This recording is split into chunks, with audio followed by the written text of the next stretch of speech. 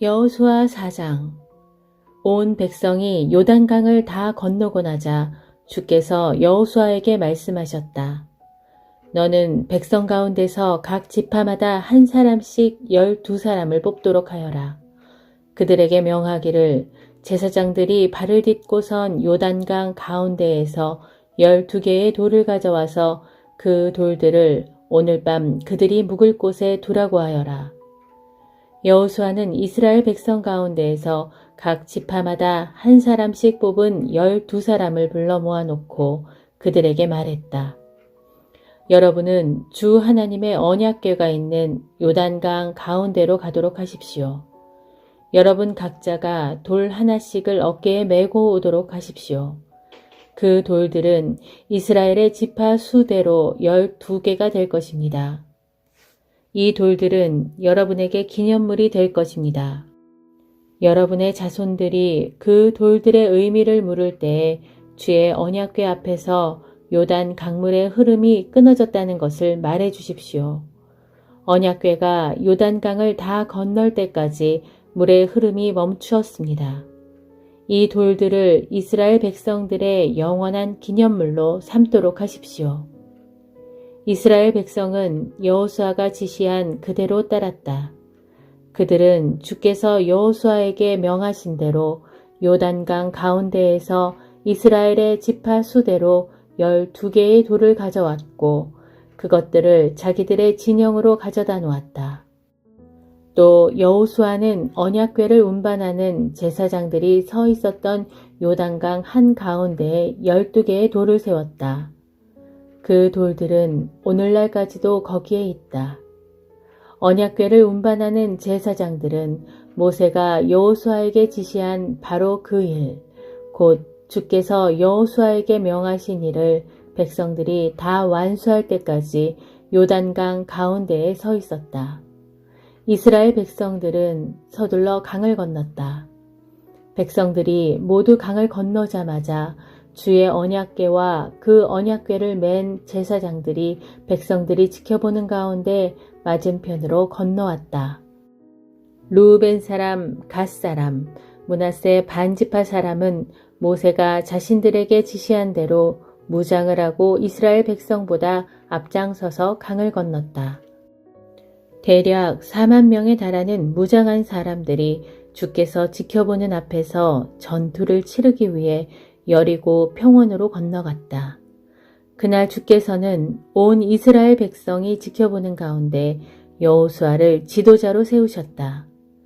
백성들은 모세를 존경했듯이 여호수아가 살아있는 동안 내내 그를 존경했다. 주께서 여호수아에게 말씀하셨다. 증거궤를 운반하는 제사장들에게 요단강에서 올라오라고 명하여라. 여호수아는 제사장들에게 요단강에서 올라오라고 명령하였다. 주의 언약궤를 운반하는 제사장들이 요단강에서 올라왔다. 그들이 무트로 올라와서 발이 마른 땅을 밟자마자 요단 강물은 예전처럼 넘칠 듯이 흘러가기 시작했다. 이스라엘 백성들은 첫째 달 10일에 요단 강을 건너 여리고 동쪽 경계에 해당하는 길갈에 진을 쳤다. 여호수아는 요단강에서 가져온 12개의 돌을 길갈에 세웠다. 여호수아가 이스라엘 백성에게 말했다. 여러분의 자손들이 장차 이 돌들의 의미가 무엇이냐고 자기 아버지들에게 물을 때 그들에게 대답하기를 이스라엘 백성이 마른 땅을 밟듯이 이 요단강을 건넜단다 라고 하십시오. 여러분의 주 하나님께서는 여러분이 강을 다 건널 때까지 요단강을 마르게 하셨습니다. 우리가 홍해를 다 건널 때까지 우리 주 하나님께서 바닷물을 마르게 하신 것처럼 주께서는 요단강을 그렇게 마르게 하신 것입니다. 주께서 이렇게 하신 것은 주의 권능이 얼마나 강한지를 온 세상 사람들로 하여금 알게 하고 또 여러분이 여러분의 주 하나님을 늘 두려워하는 마음을 갖고 살도록 하기 위함입니다.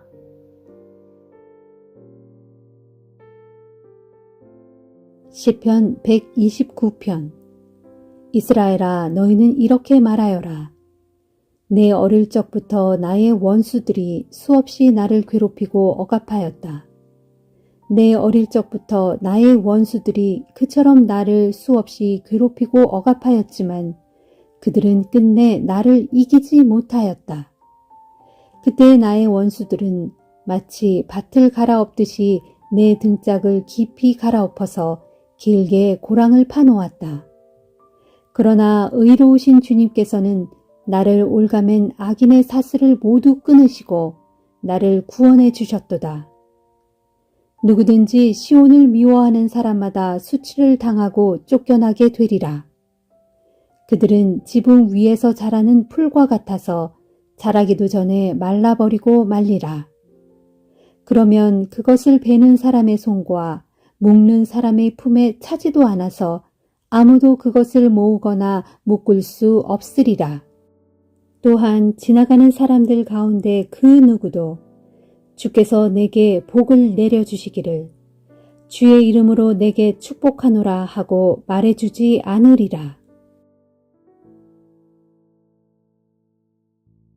시편 130편. 주여, 깊은 절망의 늪 속에서 내가 주께 부르짖습니다. 주여, 내 소리를 들어주소서. 주의 손길을 바라며 애타게 부르짖는 나의 간구에 귀를 기울여 주소서. 주여, 주께서 우리의 죄악을 낱낱이 다 헤아리신다면 누군들 감히 주님 앞에 설 수 있겠습니까? 그러나 주께서는 우리를 용서하는 분이시니 우리가 마땅히 주님을 경외합니다. 주여, 내가 애타게 주님을 바라고 내 영혼이 간절하게 주님을 기다립니다. 나는 내 모든 소망을 오직 주님의 말씀 위에 두고 있습니다. 파수꾼이 아침 오기를 기다리는 것보다 내 영혼이 더욱더 주님을 기다립니다. 진실로 파수꾼이 아침 오기를 기다리는 것보다 내가 더욱더 애타게 주님을 기다립니다. 이스라엘아, 너희는 주를 바라고 주께 소망을 두고 살아라. 오직 주께만 한결같은 인자하심이 있고 온전한 구원이 있도다. 주께서 친히 자기 백성 이스라엘을 그들의 모든 죄에서 구원해 주시리라. 시편 131편. 주여, 이제 내 마음이 교만하지 않고 내 눈이 거만하지 않습니다. 진실로 이제 나는 내 분수에 넘치는 큰 일들이나 내 힘으로 감당할 수 없는 놀라운 일에는 관심조차 두지 않습니다. 그리하여 내 영혼은 오히려 고요하고 평온합니다. 마치 젖된 아기가 엄마 품에 포근히 안겨 있듯이 내 영혼도 그와 같이 평온합니다.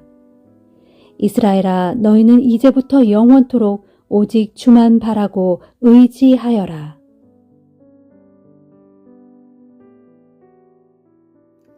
이사야 64장. 주여, 이제 하늘을 가르시고 우리에게 내려오소서. 그리하시면 산들이 주님 앞에서 두려워하며 벌벌 떨 것입니다. 불이 마른 나뭇가지를 활활 태우듯이, 불이 물을 펄펄 끓게 하듯이 이제 내려오셔서 주님의 원수들에게 주님의 크신 이름을 알게 하소서. 온 세상 만민들이 주님 앞에서 두려워 벌벌 떨게 하소서. 옛적 주께서 내려오셔서 우리의 생각을 뛰어넘는 크고 놀라운 일들을 행하셨을 때 산들이 주님 앞에서 두려워 벌벌 떨었습니다. 오직 주님 말고 온 세상에 그 어떤 신이 자기를 기다리는 자들을 위하여 그토록 크고 놀라운 일들을 베푸셨다는 이야기를 우리가 차마 들어본 적이 없습니다. 우리의 귀로 들어본 적도 없고 우리의 눈으로 본 적도 없습니다.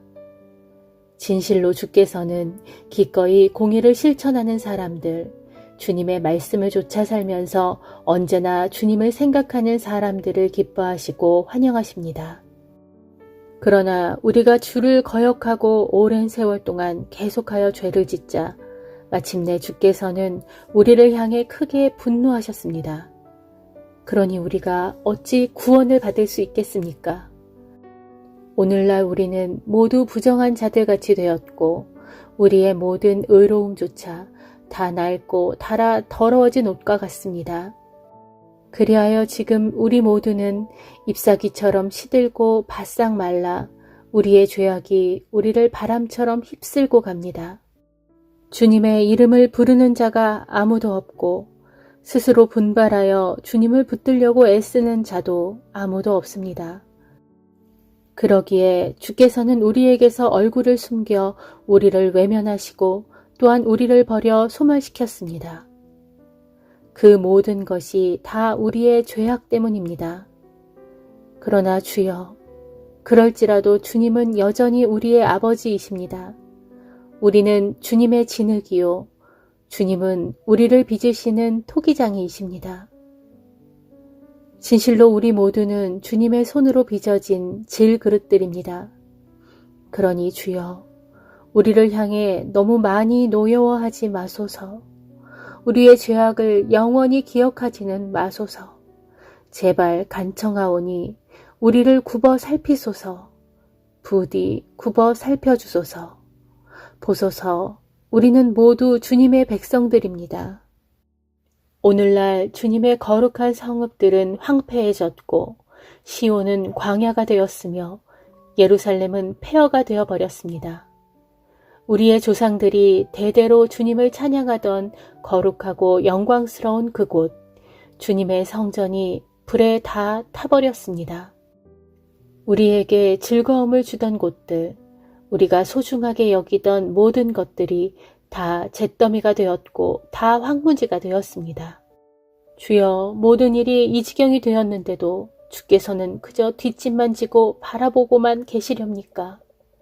보시다시피 우리가 말할 수 없는 극심한 고통을 겪고 있는데도 그저 잠잠히 침묵만 지키고 계시렵니까?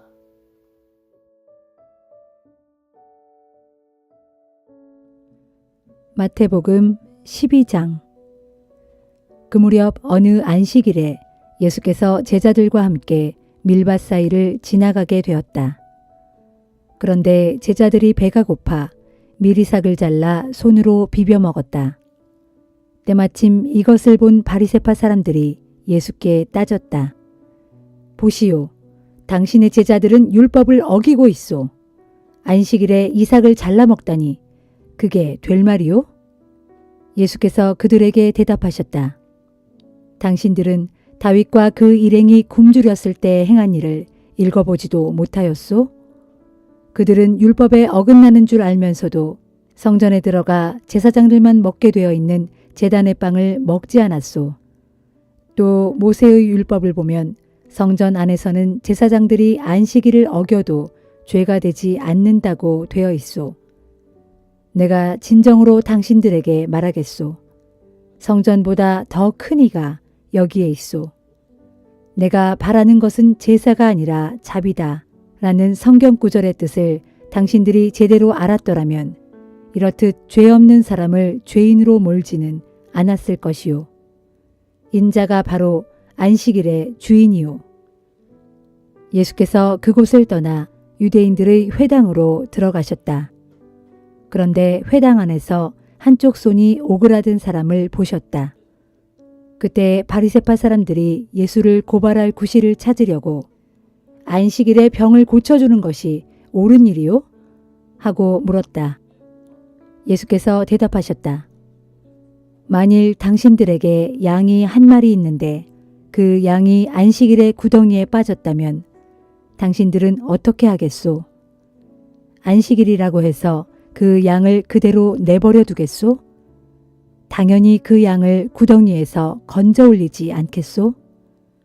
그런데 사람이 양보다 얼마나 더 귀하오. 그러니 안식일에 선한 일을 하는 것이 100번 옳소. 그러고 나서 예수께서는 손이 오그라든 사람에게 당신의 손을 펴시오 하고 말씀하셨다.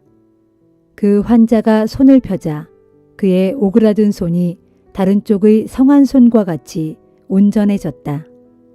그러자 바리새파 사람들은 회당 바깥으로 나가서 어떻게 하면 예수를 죽일 수 있을지 함께 모의를 했다. 예수께서 그들의 계획을 알아차리고 그곳 회당을 떠나셨다.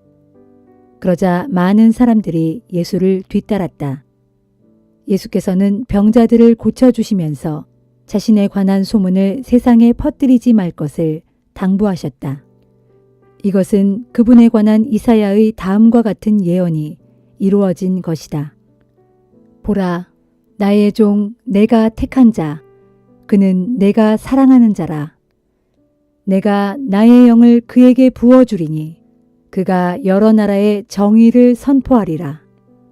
그는 다투지도 않고 잘난 체 하지도 않아 길거리에서는 그의 소리를 들을 수 없으리라. 그는 정의가 승리할 때까지 상한 갈대 같은 나약한 자를 짓누르지 않으며 꺼져가는 심지 같은 가장 작은 자의 희망도 억누르지 않으리라. 그리하여 그의 이름은 온 세상의 희망이 되리라. 그때에 사람들이 귀신 들려 눈이 멀고 벙어리가 된 어떤 사람을 예수께 데려왔다. 예수께서 그를 고쳐주시자 그는 눈이 열리고 말문이 트였다. 사람들은 모두 눈이 휘둥그레져서 이 사람이야말로 다윗의 자손이 아닌가 하고 소리쳤다. 그러나 그 말을 듣고 바리새파 사람들은 그가 귀신을 쫓아낼 수 있는 것은 그가 바로 귀신의 두목 바알세불이기 때문일까요? 하고 쏘아붙였다. 예수께서 그들의 생각을 아시고 말씀하셨다. 어느 나라든 갈라지면 망하고 도시나 집안도 갈라져서 서로 싸우면 지탱하지 못하오. 생각해 보시오.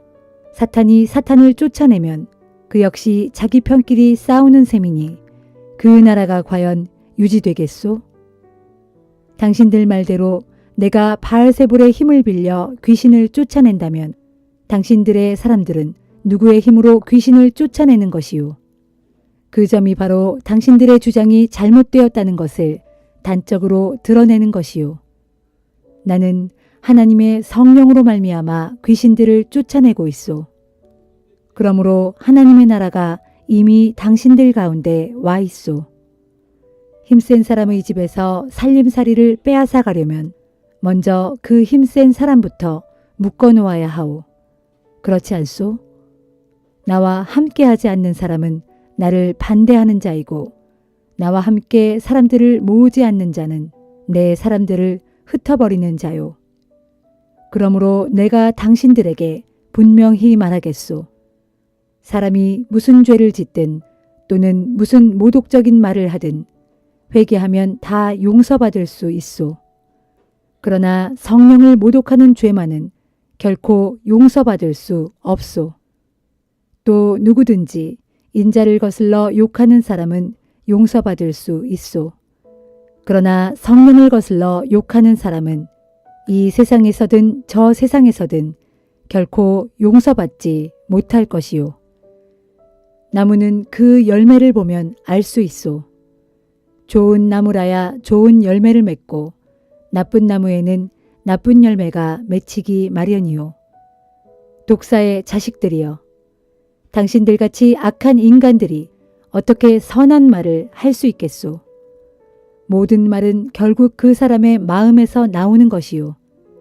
선한 말은 선한 마음에서 나온 것이고 악한 말은 악한 마음에서 나온 것이요. 내가 진정으로 당신들에게 말하겠소.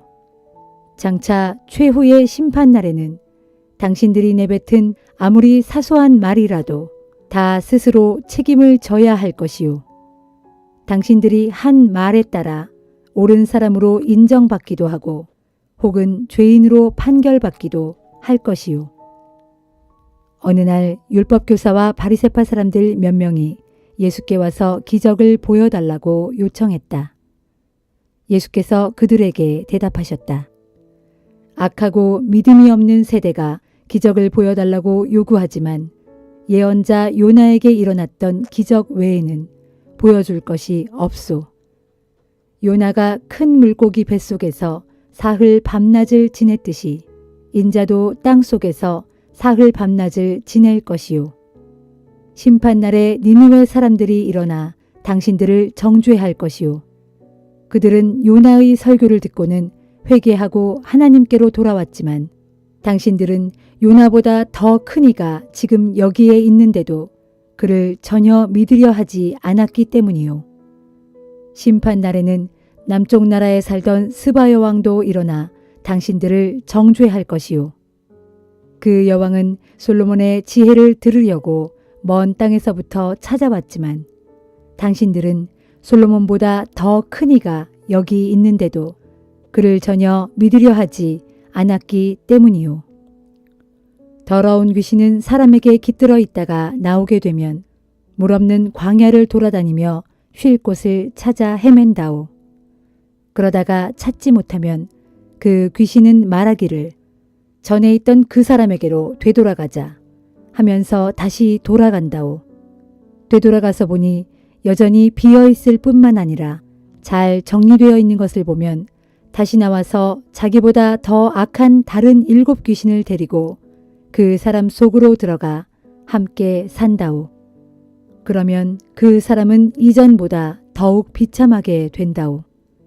이 악한 세대도 그렇게 될 것이요. 예수께서 사람들에게 여전히 말씀하고 계실 때 예수의 어머니와 형제들이 밖에 와서 기다리면서 예수와 이야기하기를 바랐다. 어떤 사람이 예수께 다가와 선생님, 선생님의 어머니와 형제들이 선생님과 말하려고 밖에 와 계십니다. 하고 전하자 예수께서 물으셨다. 누가 내 어머니이고 누가 내 형제요? 그리고는 손을 내밀어 제자들을 가리키면서 말씀하셨다. 보시오, 이들이 내 어머니이고 내 형제들이요. 하늘에 계신 내 아버지의 뜻대로 사는 사람은 누구든지 내 형제요, 내 자매요, 내 어머니입니다.